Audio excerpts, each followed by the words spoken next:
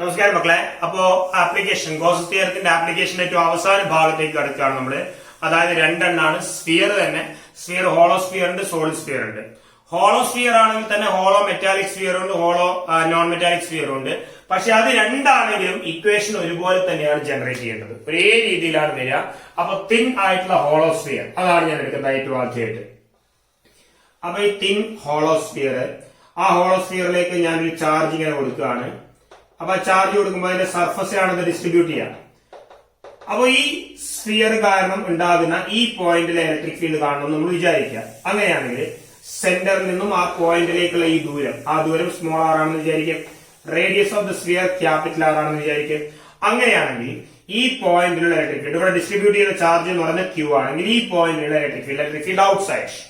അപ്പൊ ഈ out side ആണ് നമ്മൾ കാണുന്നത്. അപ്പൊ ഈ ഔട്ട് സൈഡ് ആണ് ഏറ്റവും ആദ്യമായിട്ട് കാണുന്നത്. ഈ ഔട്ട് സൈഡ് ഞാൻ ഇ എന്ന് തൽക്കാലത്തേക്ക് വിളിക്കാം. അപ്പോ ഈ പോയിന്റിലെ ഇലക്ട്രിക് ഫീൽഡ് കാണാൻ ആ പോയിന്റ് ഉൾക്കൊള്ളുന്ന ഒരു ഇമാജിനറി ഗോഷ്യൻ സർഫസ് നമ്മൾ ക്രിയേറ്റ് ചെയ്യണം, ശരിയല്ലേ? അങ്ങനെയാണെങ്കിൽ സ്ഫിയറിന് ചുറ്റും നമുക്ക് ഇന്റഗ്രേറ്റ് ചെയ്യാൻ പറ്റിയ ഒരു ഗോഷ്യൻ സർഫസ് സ്ഫിയർ തന്നെയാണ്. അപ്പൊ ആ സ്ഫിയറിന്റെ റേഡിയസ് എന്ന് പറയുന്നത് സ്മോൾ ആർ ആണ്.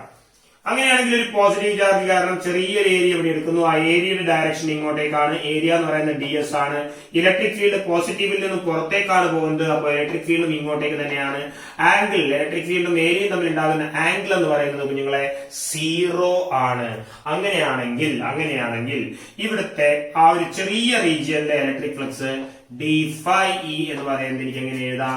EDS cos theta, that is EDS cos 0, that is EDS cos 0 equal to ആയിട്ടില്ല. അപ്പൊ total electric flux phi e is equal to എന്ന് പറയാം ഇന്റഗ്രൽ ഓഫ് EDS cos 0. അതെന്താണ്? EDS ആണ്. cos 0 1 ആണ്. That is equal to 1 by epsilon times the total charge enclosed. The total charge enclosed ചെയ്യുന്നത് ഈ Gaussian സർഫസിലെ enclose ചെയ്യുന്ന total charge ആണ് അവിടെ Q എന്ന് പറയുന്നത്.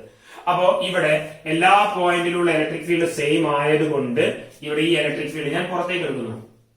Into ds, integral of ds എന്ന് പറയുമ്പോൾ ഈ ടോട്ടൽ സർഫസിന്റെ ഏരിയ, ഈ ടോട്ടൽ സർഫസിന്റെ ഏരിയ എത്ര അറിയാം നമുക്ക്?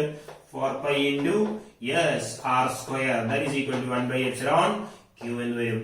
That means electric field E is equal to 1 divided by ഈ 4π താഴോട്ട് പോയാൽ 4π epsilon 0 ഒന്നിച്ച് വരും. q അവിടെയുണ്ട്. ഈ r square താഴോട്ട് വന്നാൽ r square. സോ ഇതാണ് electric field at outside point എന്ന് പറയുന്നത്. ഇവിടെ ഔട്ട്സൈഡ് പോയിന്റിലെ ഇലക്ട്രിക് ഫീൽഡ്. ശരിയാണല്ലോ? റെഡി. അങ്ങനെയാണെങ്കിൽ അത് അവിടെ നിന്നോട്ടെ.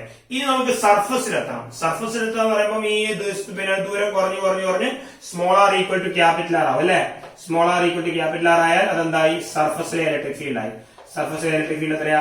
1 by 4π epsilon 0 charge divide by ദൂരം square, that is R square. അപ്പോ വേറൊരു ഡൗട്ട് തോന്നാം, small R less than capital R ആണെങ്കിൽ എന്താണ് സംഭവിക്കുക? ഉള്ളിലാണെങ്കിൽ എന്താണ് സംഭവിക്കുക? ഈ പോയിന്റ് എടുക്കുകയാണെങ്കിൽ എന്താണ് സംഭവിക്കുക? ആ പോയിന്റ് ഉൾക്കൊള്ളുന്ന ഒരു ഇമാജിനറി ഗോഷ്യൻ സർഫസ് നിങ്ങൾ വരച്ചു എന്ന് വിചാരിക്കും. അപ്പൊ ഒരു ഇമാജിനറി ഗോഷ്യൻ സർഫസിന്റെ ഉള്ളിൽ എന്തെങ്കിലും ചാർജ് ഉണ്ടോ? ഇല്ല.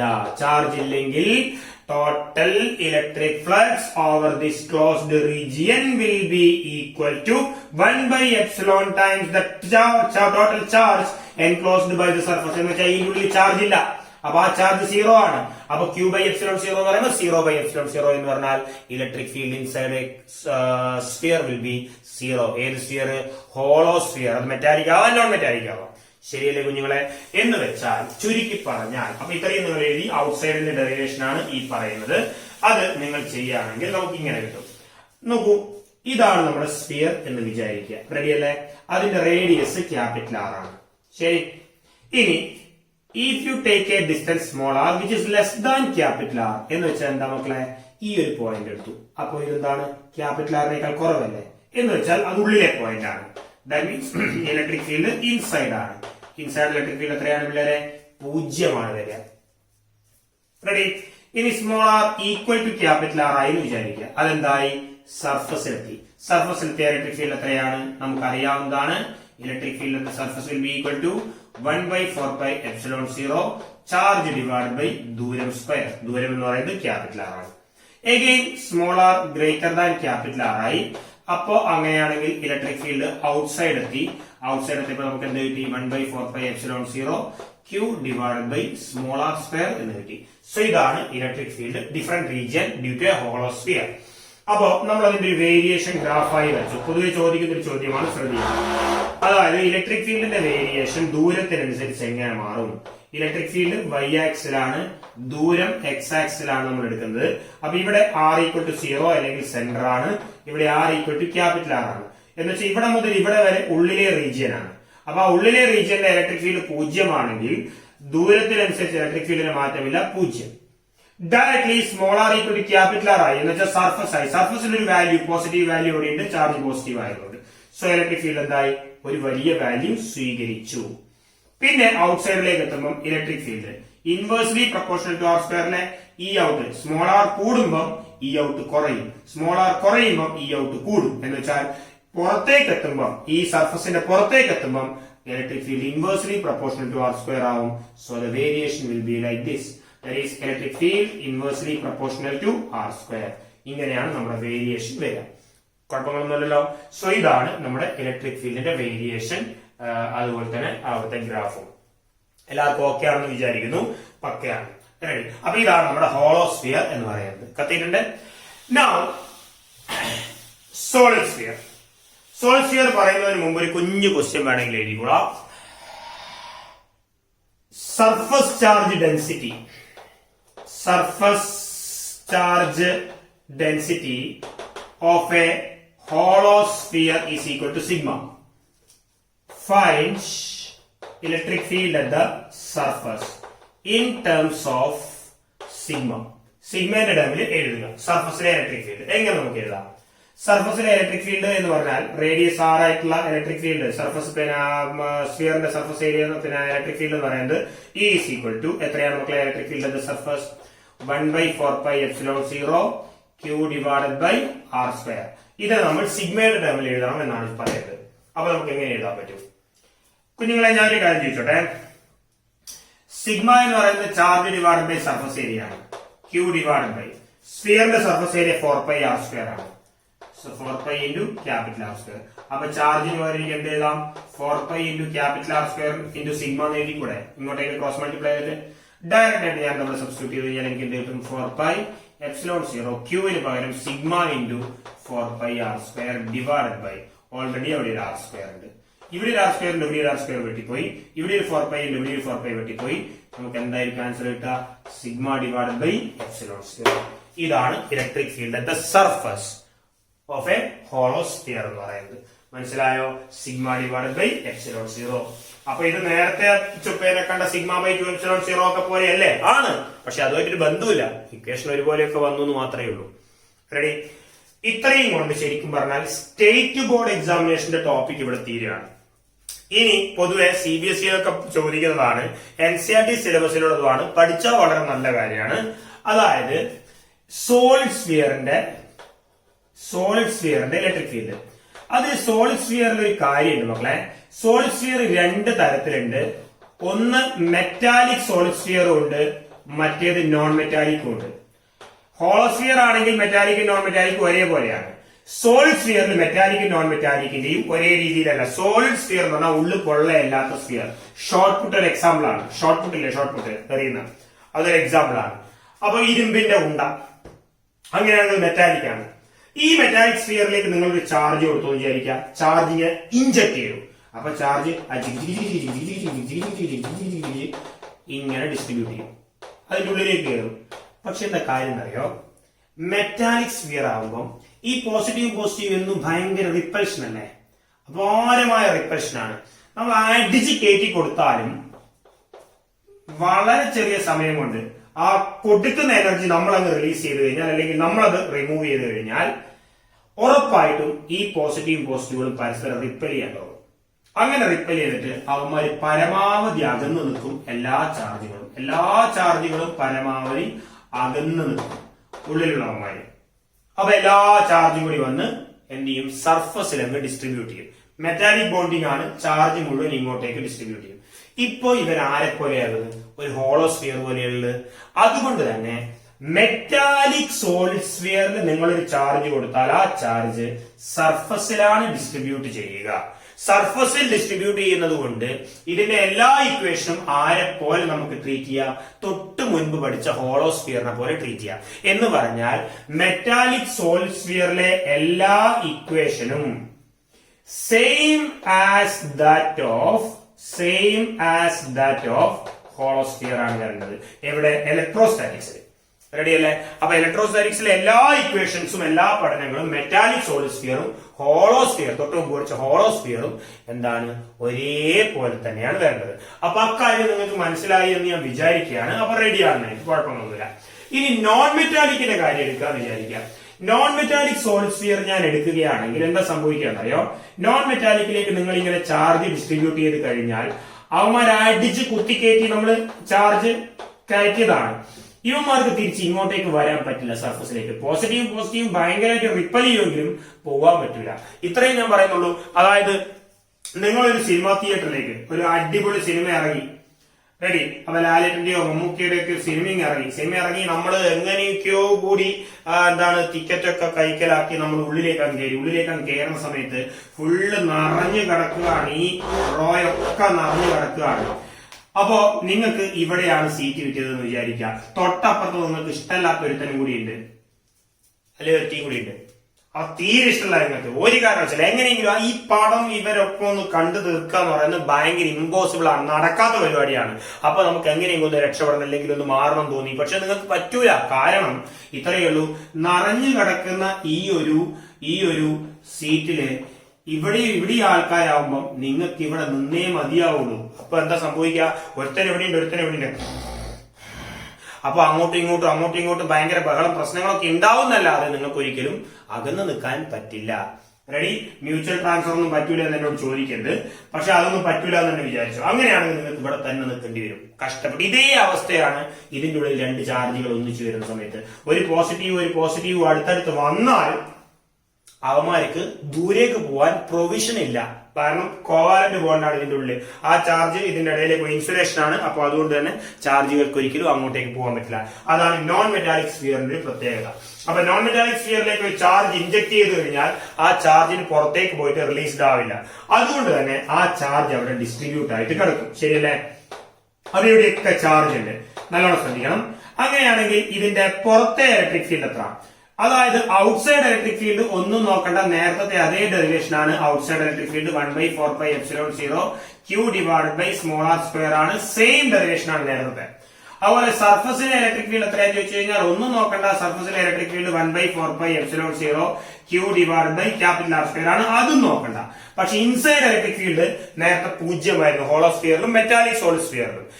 ഇവിടെ അതായത് നോൺ മെറ്റാലിക് സ്ഫിയറില് ഇൻസൈഡ് ഇലക്ട്രിക് ഫീൽഡ് 0 അല്ല.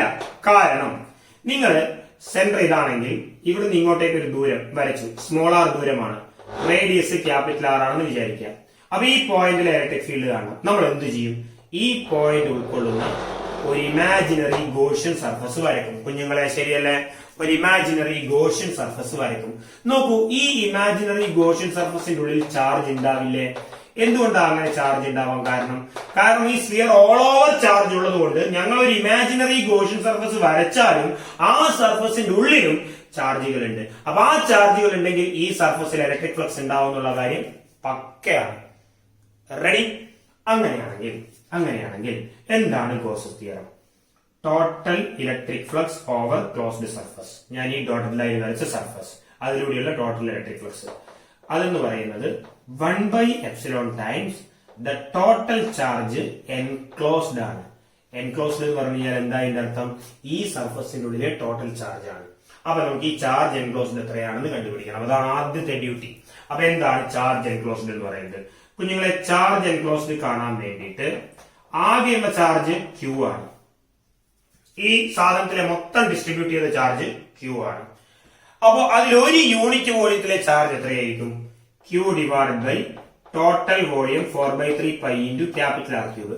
എന്ന് വെച്ചാൽ ഈ ക്യാപിറ്റൽ ആർ ആണ് റേഡിയസ് എങ്കിൽ ഈ ടോട്ടൽ വോളിയത്തിലാണ് ക്യൂ ചാർജ് എങ്കിൽ ഒരു യൂണിറ്റ് വോളിയം അവിടുന്ന് കട്ട് ചെയ്തെടുക്കുകയാണെങ്കിൽ Q divide by 4/3 pi R cube ആയിരിക്കും ഒരു യൂണിറ്റ് വോളിയത്തിലെ ചാർജ്.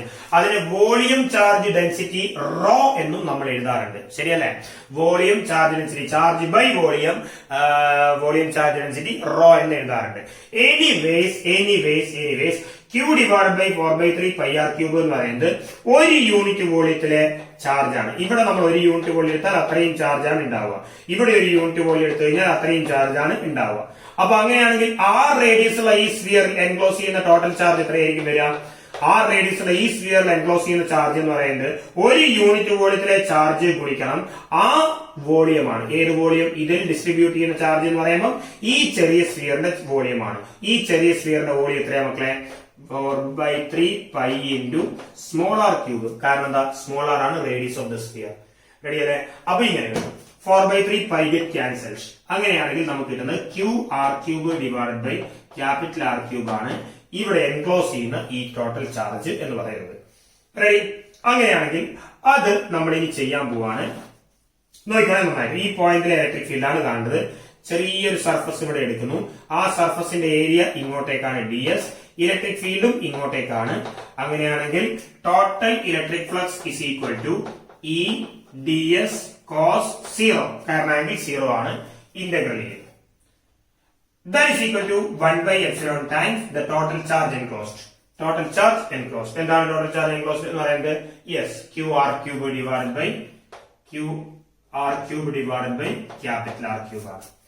കുഞ്ഞുങ്ങളെ ഈ പോയിന്റിലെ ഇലക്ട്രിക് ഫീൽഡും ഈ പോയിന്റിലെ ഇലക്ട്രിക് ഫീൽഡും ഈ പോയിന്റിലെ ഇലക്ട്രിക് ഫീൽഡും ഈ പോയിന്റിലെ ഇലക്ട്രിക് ഫീൽഡ് എല്ലാം സെയിം ആണ്.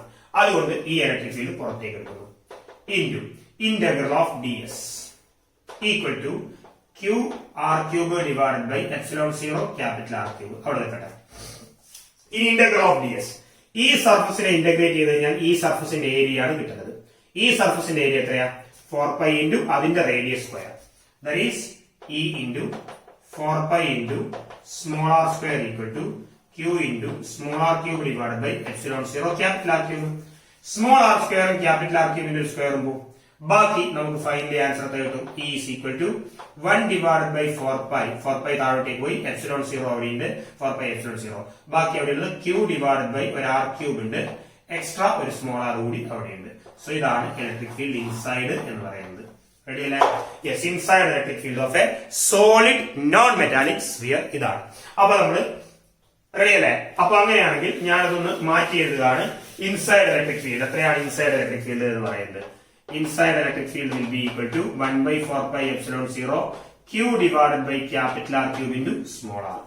അതായത് ഇതാണ് നമ്മുടെ നോൺ മെറ്റാലിക് സ്ഫിയറിന്റെ ഇലക്ട്രിക് ഫീൽഡ് എന്ന് പറയുന്നത്. നമുക്ക് ഗ്രാഫ് ഒന്ന് വരച്ചു നോക്കാം. വേരിയേഷൻ ഇവിടെ ഇലക്ട്രിക് ഫീൽഡ് വരക്കാം. ഇവിടെ സ്മോൾ ആർ ഈക്വൽ ടു 0 ആണ്, ഇവിടെ small R equal to capital R ആണ്. റെഡി അല്ലേ മക്കളെ? അങ്ങനെയാണെങ്കിൽ small R greater than capital R ആവുമ്പോഴാണ് എന്താവുക? പുറത്തെ പോയിന്റ് ആവുക. Small R equal to capital R ആണെങ്കിലാണ് സർഫസിലെ പോയിന്റ് ആവുക. Small R less than capital R ആണെങ്കിലാണ് ഇൻസൈഡ് പോയിന്റ് ആവുക. Small R less than capital R ആണ് ഉള്ളിലെ പോയിന്റ്. ഉള്ളിൽ ഇലക്ട്രിക് ഫീൽഡ് എങ്ങനെയാണ്? ഉള്ളിൽ ഇലക്ട്രിക് ഫീൽഡ് ഈ 1 by 4 pi epsilon 0 കോൺസ്റ്റന്റ് ആണ്, ചാർജ് കോൺസ്റ്റന്റ് ആണ്, radius of the entire sphere constant ആണ്. അപ്പൊ ഇത്രയും കോൺസ്റ്റന്റ് ആണ്.